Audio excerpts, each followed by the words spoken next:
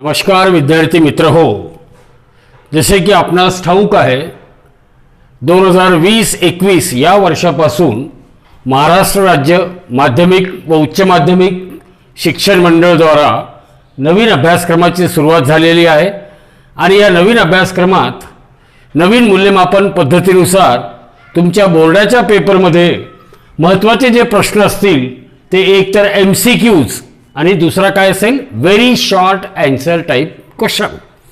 तर या दोन्ही प्रश्नाची तयारी करत असताना एक लक्षात ठेवायचं, MCQ ची तयारी करत असताना तुम्हाला फक्त आणि फक्त बोर्डाचे पुस्तकाचे वारंवार वाचन करावे लागेल, कारण त्या पुस्तकातून पाठ्यपुस्तकातूनच MCQ ची रचना केली जाते।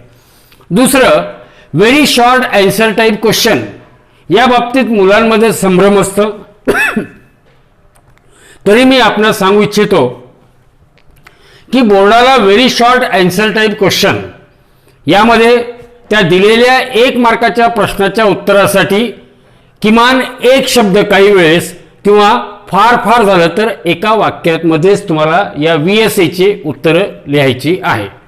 तरी आपण बोर्डाच्या पुस्तकाचे वारंवार वाचन करावे, जेणेकरून MCQs ची चांगली तयारी होईल आणि पर्यायाने तुम्हाला ते MHCET परीक्षेसाठी सुद्धा उपयुक्त ठरेल। आणि व्हेरी शॉर्ट आन्सर यामध्ये स्पेसिफिक शब्दाचा वापर करायचा, एखाद्या वेळेस एकच शब्द त्यामध्ये तुम्हाला करेक्ट आन्सर मिळेल किंवा एखाद्या वेळेस एका वाक्याची गरज राहील। तर आपण सुरुवात करूया। नमस्कार विद्यार्थी मित्र हो, 12वी बोर्डाच्या क्वेश्चन बँक मधील ऑसिलेशन या धड्यातील मल्टिपल चॉईस क्वेश्चन एक एक करून आपण बघणार आहोत। पहिला मल्टिपल चॉईस क्वेश्चन फार सोपा आहे। काय तो पहिला multiple choice question? A particle is moving in what? A circle with uniform speed. A particle is moving in a circle with uniform speed, ही कशाची डेफिनेशन झाली? A particle when it is moving in a circle with uniform speed then it performs uniform circular motion। आणि आपल्याला माहित आहे uniform circular motion is periodic motion, पण uniform circular motion हे simple harmonic motion असेल का? नाही, कारण त्याच्यात टू अँड फ्रो मोशन आहे का? नाही। Particle is performing what? Particle is moving in a circle with uniform speed means it performs uniform circular motion. It means it is periodic but not simple harmonic. तर जर एखादा particle सर्कलमध्ये move करत असेल uniform स्पीडनी, तर त्या पार्टिकलची motion ही periodic तर असेल, पण ती काय नसेल?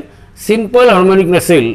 म्हणजे पहिल्या मल्टिपल चॉईस क्वेश्चनचा करेक्ट उत्तर काय असेल? C, periodic but not simple harmonic. Periodic but not simple harmonic. आता दुसरा मल्टिपल चॉईस क्वेश्चन फार सोपा आहे।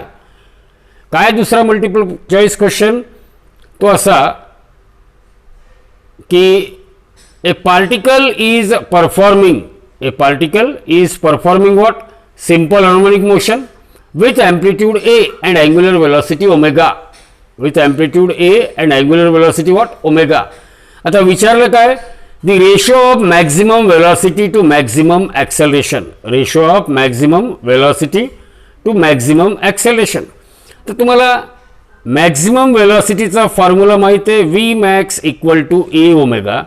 मॅक्झिमम ॲक्सेलरेशनचा फॉर्म्युला काय? A max equal to A omega square. आणि इथं तुम्हाला रेशो विचारलेला, रेशो कशाचा? Ratio maximum velocity to maximum acceleration. तर maximum velocity upon maximum acceleration म्हणजेच A omega upon A omega square. तर याचा रेशो काय येईल? A omega upon A omega square. A cancel, 1 omega cancel, म्हणजेच काय येईल? V max upon A max equal to 1 upon omega. तर मित्र हो, हा जो दुसरा मल्टिपल चॉईस क्वेश्चन आहे त्या दुसऱ्या मल्टिपल चॉईस क्वेश्चनचा करेक्ट आन्सर काय असेल? B, 1 upon omega. That is the ratio of V max to that of A max, maximum velocity to maximum acceleration. It is 1 upon omega. It is what? 1 upon omega. तिसरा multiple choice question बघूया आपण। काय तिसरा multiple choice question? Acceleration of particle. काय तिसरा question? Acceleration of particle executing SHM is acceleration of particle executing SHM at its mean position. म्हणजे एखादा particle simple harmonic motion perform करत आहे आणि त्या पार्टिकलचा काय विचारलेलं तुम्हाला, त्या पार्टिकलची ॲक्सेलरेशन विचारलेली आहे मीन पोझिशनला. तर तुम्हाला acceleration of particle performing SHM काय फॉर्म्युला असतं, एखादा पार्टिकल जर सिम्पल हार्मोनिक मोशन परफॉर्म करत असेल तर त्या पार्टिकलचा ॲक्सेलरेशनचा फॉर्म्युला काय, acceleration equal to minus omega square into X. आठवतं, d2x/dt² equal to minus omega square into X, where X is what, displacement of particle. आणि पार्टिकल जर हा स्वतःच मीन पोझिशनला असेल, मीन पोझिशनला पार्टिकल किती असते, डिस्प्लेसमेंट किती असतं. जर पार्टिकल मीन पोझिशनला आहे म्हणजेच त्या पार्टिकलचा डिस्प्लेसमेंट किती, 0. म्हणजेच acceleration which is equal to minus omega square, ॲक्सेलरेशनची फॉर्म्युला काय, minus omega square into x. आणि एक्स हा जर 0 असेल, naturally acceleration of particle executing SHM at its mean position is 0. तर तिसऱ्या मल्टिपल चॉईस क्वेश्चनचा करेक्ट ऑप्शन आहे D इज 0. काय आहे, D विच इज 0. आता चौथा मल्टिपल चॉईस क्वेश्चन, हे बघा, हे फक्त कन्सेप्च्युअल आहे. In seconds pendulum, seconds pendulum कशाला म्हणायचं, ज्या पेंडुलमचा टाइम पिरियड 2 सेकंद असेल त्याला सेकंड्स पेंडुलम म्हणतात. पेंडुलमच्या टाइम पिरियडचा फॉर्म्युला काय, T equal to 2π√L/g, T equal to 2π√L/g. म्हणजेच सेकंड्स पेंडुलमला T इक्वल टू 2π√ काय येईल, L/g, where T equal to 2 सेकंद. आता त्यांनी काय सांगितलं या प्रश्नामध्ये, mass of bob is 50 gram.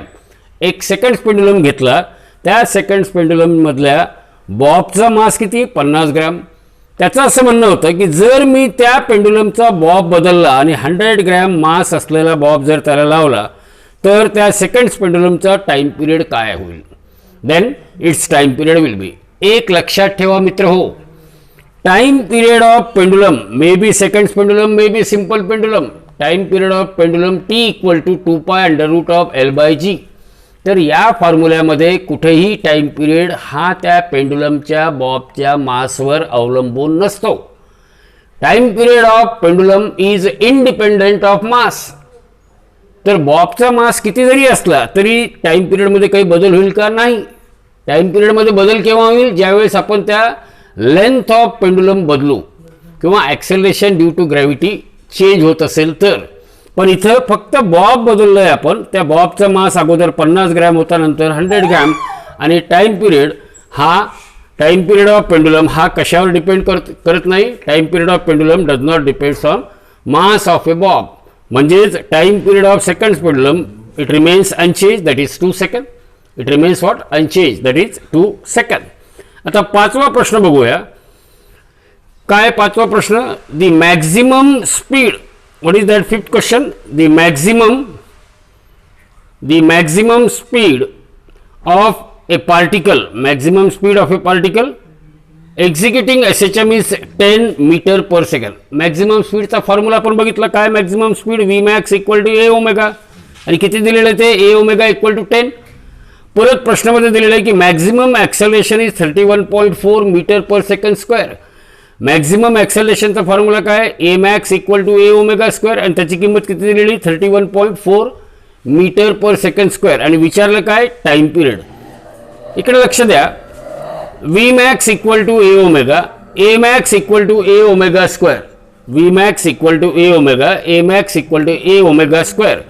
आणि जर आपण या ए मॅक्स आणि व्ही मॅक्स याचा जर रेशो घेतला, आपण ए मॅक्स आणि व्ही मॅक्स याचा रेशो घेतला तर काय होईल, A max upon V max म्हणजेच A omega square upon A omega, that is equal to omega, म्हणजे 31.4 upon 10 that is equal to what, 3.14. तर आपल्याला अँग्युलर वेलॉसिटी ओमेगाची किंमत माहीत पडली 3.14. आपल्याला माहीत आहे की time period and angular frequency they are related by the relation T equal to what, 2π/ओमेगा. म्हणजे 2 इंटू पायची किंमत किती घ्यायची, 3.14. ओमेगाची किंमत किती मिळाली आपल्याला, 3.14. म्हणजे याला जर आपण सिम्प्लिफाय केलं 3.14 कॅन्सल होईल आणि टाइम पिरियड किती येतं, 2 second. What is the value of time period that we will get, 2 second. म्हणजेच या पाचव्या प्रश्नाचा करेक्ट ऑप्शन काय असेल, 2 सेकंड, बी. काय असेल करेक्ट ऑप्शन 2 सेकंद, म्हणजेच काय B is the correct option for multiple choice question number 5.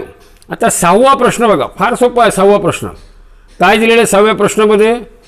As per as this 6th question is concern, in the 6th question when displacement of simple harmonic oscillator is half of its amplitude, displacement x is equal to काय दिलेलं आहे a/2 half of its amplitude and its potential energy is 3 joule. त्या particle जो SHM perform करत आहे त्याची potential energy किती? 3 joule. आणि पोटेन्शियल एनर्जीचा फॉर्म्युला माहिती आहे आपल्याला, potential energy equal to half k x square and that is given to be equal to 3 joule. किती दिलेलं ते? 3 जूल दिलेलं आहे. आता इकडे लक्ष द्या, विचारले काय आपल्याला, what we have to calculate? We have to calculate the total energy is. त्या पार्टिकलचे काय काढायचं आपल्याला? टोटल एनर्जी काढायची आहे. तर टोटल एनर्जी काढताना टोटल एनर्जीचा फॉर्म्युला काय असतं? Total energy is equal to half k into a square. पण एची किंमत आपल्याला दिलेली नाही, पण ती किंमत आपण इथून काढूया. X is equal to a/2, म्हणून ए इक्वल टू काय येईल? 2x. तर ए इक्वल टू 2x इथं ठेवलं त्या टोटल एनर्जीच्या फॉर्म्युल्यामध्ये, तर हे येतं 4 into half k x square. But half k x square it is potential energy and it's value is given 3 joule. So it is 4 multiplied by 3 that is equal to 12 joule. That is equal to what? 12 joule. म्हणून प्रश्न क्रमांक 6 याचा correct option काय येईल? The correct option for question number 6 is 12 joule. That is B is the correct option. म्हणजे 6व्या प्रश्नाचा बरोबर उत्तर काय येईल? 12 joule. 6व्या प्रश्नाचं बरोबर उत्तर काय येतं? 12 joule. आता 7वा मल्टिपल चॉईस क्वेश्चन तुम्हाला 2 SHM काय दिलेलं आहे? 2 SHM have 0 phase difference. एकच particle 2 simple harmonic motion perform करत आहे. त्या दोन्ही SHM मधला फेज डिफरन्स किती दिलेला आहे? 0. आणि त्या दोन्ही SHMचा ॲम्प्लिट्यूड कसा आहे? Equal amplitude. म्हणजे A1 equal to A2 equal to A. दोन्ही SHMचा ॲम्प्लिट्यूड कसा आहे? सारखा आहे. आणि विचारलं काय? The resultant amplitude on their composition is. म्हणजे हे 2 SHM ज्यावेळेस कंपोजिट होतील त्यावेळेस त्या कंपोजिशनचा रिझल्टंट SHM काय असेल? तर आपल्याला रिझल्टंट SHM ऑफ और resultant amplitude of 2 SHM on their composition, ज्यावेळेस 2 SHMचा कंपोजिशन होतो, रिझल्टंट ॲम्प्लिट्यूडचा फॉर्म्युला तुम्हाला आठवतो का? R equal to under root of किंवा R equal to under root of काय असेल? A1 square plus A2 square plus 2A1 A2 cos of phi. आता फायची किंमत किती दिलेली आहे? फाय म्हणजे फेज डिफरन्स. आणि या 7व्या MCQ मध्ये फेज डिफरन्सची किंमत किती दिलेली आहे? 0. Cos phi equal to cos 0 equal to 1. म्हणजे रिझल्टंट ॲम्प्लिट्यूड काय येईल? Resultant amplitude on their composition is R equal to under root of, लक्षपूर्वक आहे का? Under root of A1 square plus A2 square plus 2A1 A2 cos phi. इथं A1 ची किंमत A आहे, A2 ची किंमत A आहे, कॉस फायची किंमत कॉस 0 म्हणजेच 1 आहे. म्हणजे रिझल्टंट ॲम्प्लिट्यूड काय येईल? Under root of A square plus A square plus 2A into cos 0 is 1.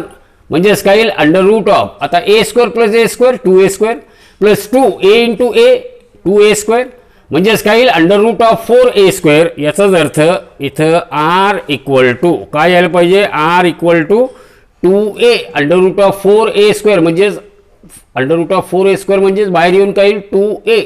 तर 7व्या मल्टिपल चॉईस क्वेश्चनचा करेक्ट ऑप्शन आहे 2A. काय करेक्ट ऑप्शन? 2A. तर आता विद्यार्थी मित्र हो, आपण व्हेरी शॉर्ट आन्सर VSA प्रत्येकी 1 मार्कासाठी या ऑसिलेशनमध्ये काय विचारलं बोर्डाच्या क्वेश्चन बँकमध्ये ते बघूया आपण. पहिला मल्टिपल चॉईस क्वेश्चन एक सिंपल एक्झाम्पल आहे जो 1 मार्कासाठी विचारलेला आहे. A simple pendulum moves from one end to other in 1/4 second. One end to other. जर पेंडुलम एका एंड पासून दुसऱ्या एंड पर्यंत जाण्यासाठी किती वेळ लागतो? त्याला 1/4 सेकंड. पेंडुलमचा टाइम पिरियड म्हणजेच काय असतं? Time taken by pendulum to start its journey from one end to other end return back to the same end. So the time taken by pendulum to move from one end to other end, it is half of its periodic time. Time taken by pendulum to move from one end to other end is t by 2 second. आणि t by 2 किती दिलेलं आहे? t by 2 is given as 1 by 4 second. t by 2 it is given as what? 1 by 4 second. आणि इथे विचारलेलं आहे what is its frequency? तर t by 2 equal to 1 by 4 second. t by 2 equal to 1 by 4 second. म्हणजे t equal to काय येईल?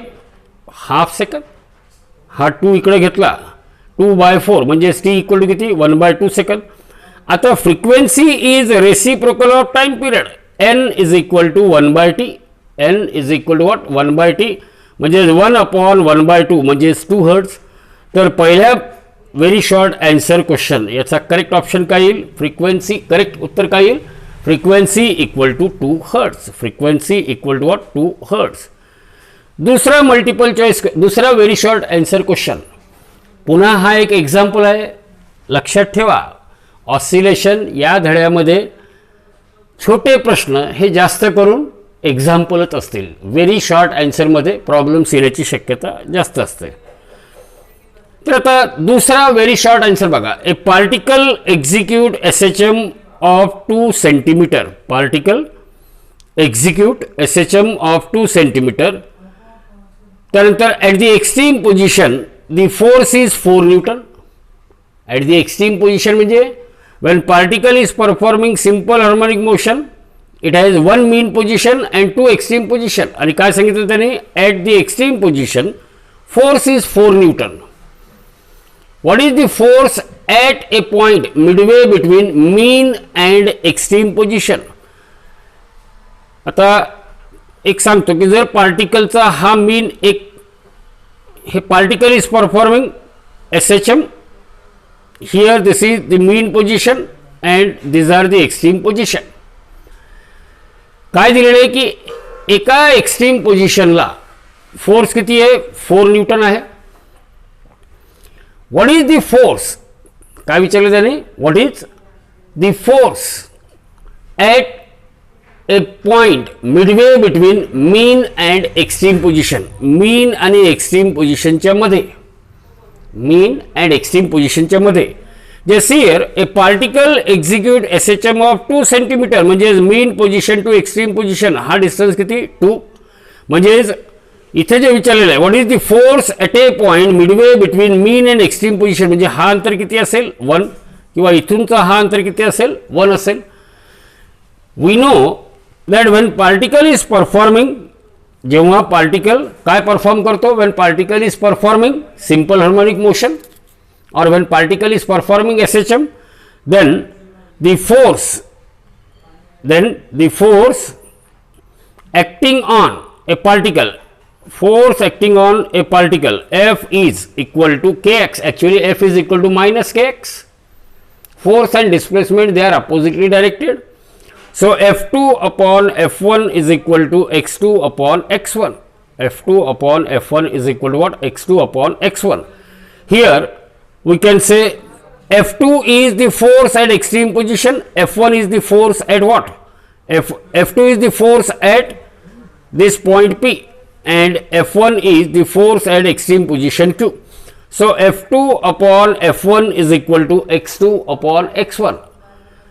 x2 किती आहे? 1 सेंटीमीटर म्हणजे सेकंड फोर्स जे आपल्याला काढायचं आहे. Force at a point midway between mean and extreme position. F1 किती दिलेलं आहे? F1 is what? It is the force. It is the force at extreme position. That is 2 centimeter. For the force at extreme position, x1 is equal to what? 2 centimeter. So F2 is equal to 1 by 2. हे x2 upon x1 ची किंमत x2 1 centimetre, x1 2 centimetre, x2 by x1 is 1 by 2. आणि हा जो force दिलेला आहे F1 तो आहे 4 at extreme position. So the force which is acting at a point midway between mean and that of extreme position, it is 2 Newton. It is what? 2 Newton. आता तिसरा प्रश्न बघा. Third very short answer type question. काय तो third very short answer type question?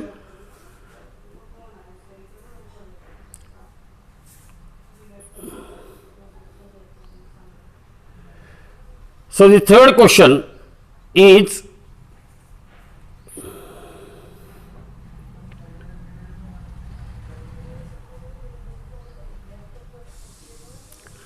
a simple pendulum is inside a spacecraft.